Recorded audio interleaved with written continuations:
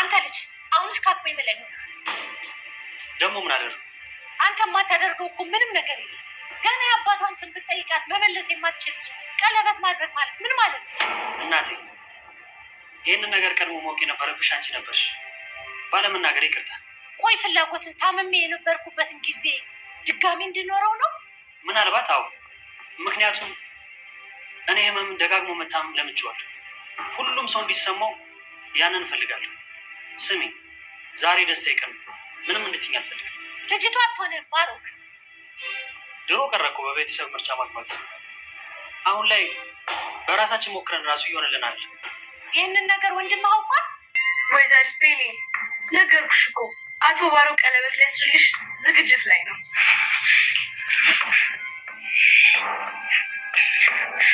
ከኛ እኮ አሁን ላይ አትለይም። ማርያም ከክፍሌ ውጪ።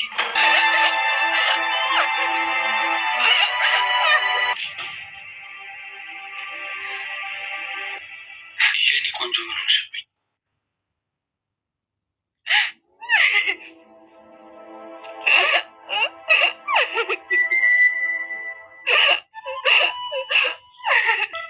አምነን ዛሬ ባሮክ ቀለበት ሊያስርልኝ እንደሆነ ሰማሁ። የኔ ውድ ከኔ ጋር ነበሩ ያወራ ነው። ኧረ አይደለም፣ ፕሮግራሙ እኮ ዛሬ ነው። የቤተሰብ በሙሉ እየተዘጋጀ ነው። አምነን ማን ነው? እሱ ነው መጥቶ ላንቺ ይህንን ያልሽ?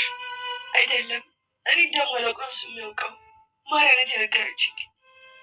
ሙሽሪትን ተመልከች፣ ስትታይ በጣም የደበረት ምትመስለው። እንደዛ እኮ ማድረግ ያለብህ በኋላ እኮ እንዳለወግለው።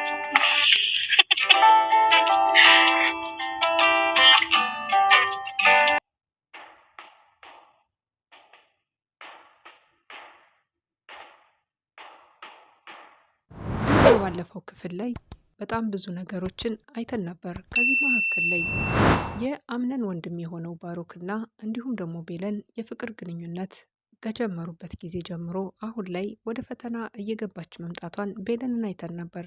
አምነን ከዚህ ፈተና እንዲታደጋትና እንዲሁም ደግሞ ባሮክ እሷ ክፍል ሄጅ አድራለሁ ቢልም እሷ በፍጹም ከሌላ ወንድ ጋር ማደርም አልፈልግም፣ አምነን አስቁምልኝ ይሄንን ልጅ በማለት ስልክ ደውላ የነገረችው። አምነን እንግዲህ እየተፍለቀለቀም ቢሆን በምሽት የሰማውን ድምፅ በጣም ተደስቶ ባሮክን እንዴትም እንደምንም አድርጎ በወሬ ይዞ ሶፋ ላይ ሳሎን ሆነው እንዳደሩ አይተናቸው ነበር።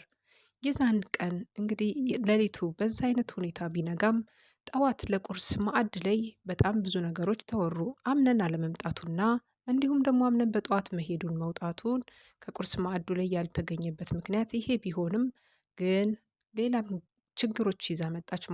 ማርያ ከኔ ጋርም አላደረም፣ የት እንዳደረ እንጃ ስትል እናት ሞርዚና ያየችውንና የተመለከተችውን አንድ ነገር አስተውላ ነበር። ከመስታወት ጀርባ ሁና ያየችውን የአምነንንና የቤለንን የፍቅር ጉድ በሁለቱ ወንድማማቾች መካከል ገብተሻል በማለት ቤለንን እንግዲህ በጠዋት ተነስታ ስትቆጣት እንደነበር አይተናል። እናት ሞርዚና አምነንም እንዲሁም ደግሞ ቤለንን እየተቆጣቻቸው እንደነበረ እና ያየችው ነገር እንዳለ ወይም የጠረጠረችው እንዳለ ሁለታቸውም ገብቷቸዋል። ግን ደግሞ የዛሬው ለየት የሚያደርገው አንድ ሰርፕራይዝ አለ። ይሄንንም ደግሞ አምነንን መቅደም እንዳለበትና አምነን ከዚህ ጨዋታ ጋራ ከቤለን ጋር ማደሩን የጠረጠረ ይመስላል። ከቤለን ጋር እንዴት ሊያድር ቻለ?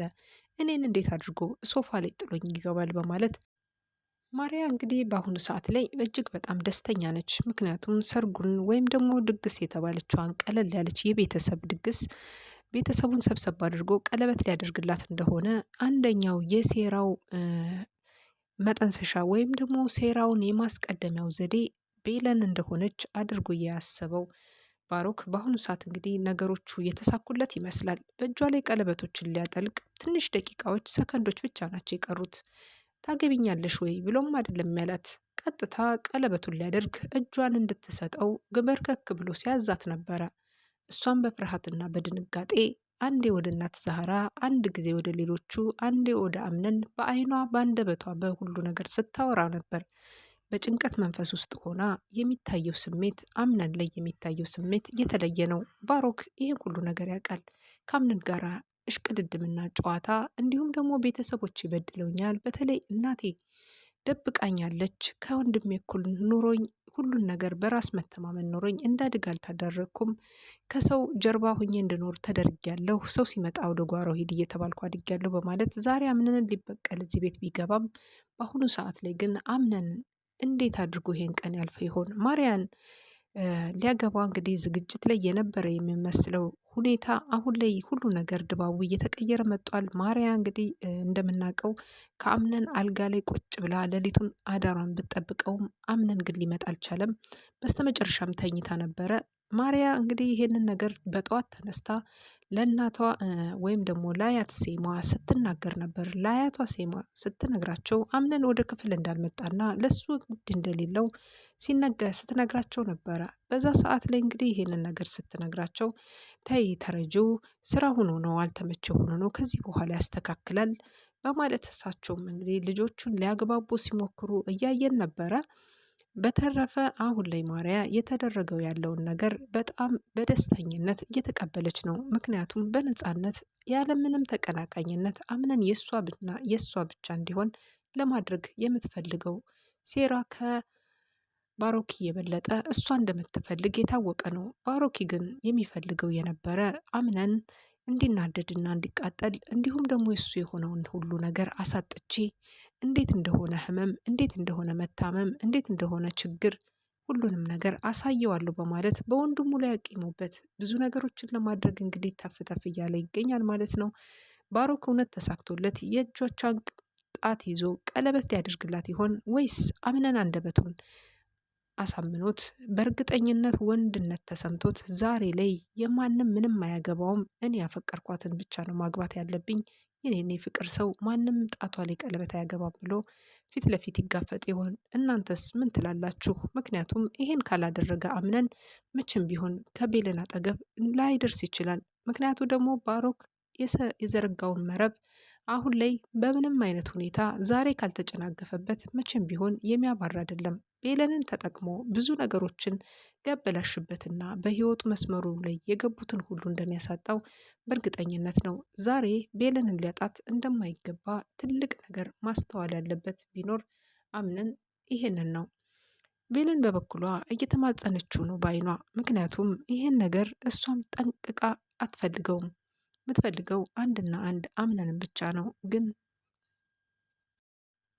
እናት ሞርዚና በደንብ አድርጋ ጠንቅቃ እያንዳንዱን ነገር ታውቃለች። ቤለን እንግዲህ በሁለት ወንድማማቾች መካከል መግባቷንና ከዚህ ባሻገር ደግሞ ከባሮክ አንዴ ከአምነን መሆኗ እንዴት ነው? ይች ልጅ በጣም መልካምና ጥሩ ልጅ ናት። ዛሬ እንዴት አይነት ባህሪ መጣባት እያለች ግራ ተጋብታለች። ግን ደግሞ ግራ ብትጋባም እውነቷን ነው። ምክንያቱም ደግሞ ሞርዚና ታማ በነበረበት ሰዓት ብዙ ነገሮች ተከስተዋል።